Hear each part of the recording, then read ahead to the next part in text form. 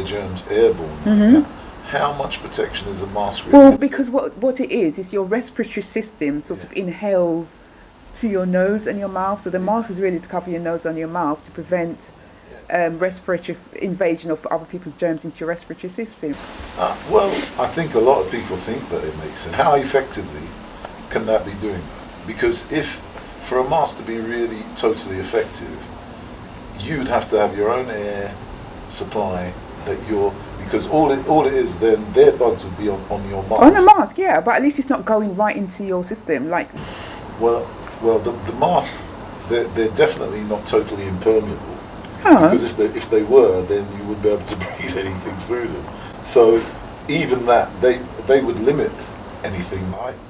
I think it's all much overplayed in that way. But then it gets a bit more becomes far more of a human rights issue when they're saying that you can actually be incriminated for not wearing one. And there's it's just like being a public spirited person. You say, okay, might not be my fault, but just for the sake of the betterment of the other person, let me wear. That card is constantly being drawn, and it's put human rights and lots of other rights that have been long hard fought and long to acquire. They're all been compromised because there's actually a statute that's gone through with regard to vaccinations of people in the interests of public health and all this. So it's all one wonders where this is all going to end, where it's going to stop. Once we are on this slippery slope of you must wear a mask, you must do this. I think it's very aesthetically quite unattractive, to be honest. I just think it's like something from another planet. You're walking around everywhere you go, you see people with this thing on their face. Well, there's that to it. I mean, but it's not the aesthetic that I really object to as such. It's just the fact that it's when the attempts to make it compulsory. I mean, even the whole coronavirus, it's all been undermined by what's been achieved in Senegal. Through their expertise with dealing with the Zika and Ebola virus, they've got a COVID-19 test that costs less than $1. Their initiative has been around testing everyone in the country. Now you imagine that means for less than £65 million, they could test everyone in the UK. It's a mobile lab, and they can tell you within half an hour.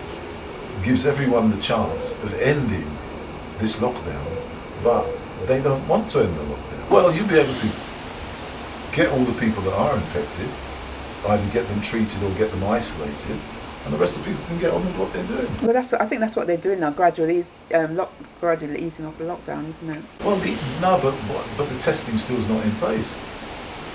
They're talking £40 for a test, and I'm saying, well, how comes it's 40 here and £1 in Africa? Less than $1. Yeah. How does that work? Well, do you think that there's some motivation too? Yeah, just another monetary venture, and also we're not meant to wonder as to how comes the companies that produce these vaccines are the only commercial enterprises on this planet that have got legal indemnity against any damages arising from their product. I mean, a pharmaceutical company can't give you a pill that causes you a problem without having to pay. Food companies, if their products cause you any sort of harm or medical, they have to pay. But the vaccine makers, any problem that has, they're indemnified. But tell me then, would you say then that they probably think that there might be a reason? They know. They know. That's my point. To cover themselves. They're covered.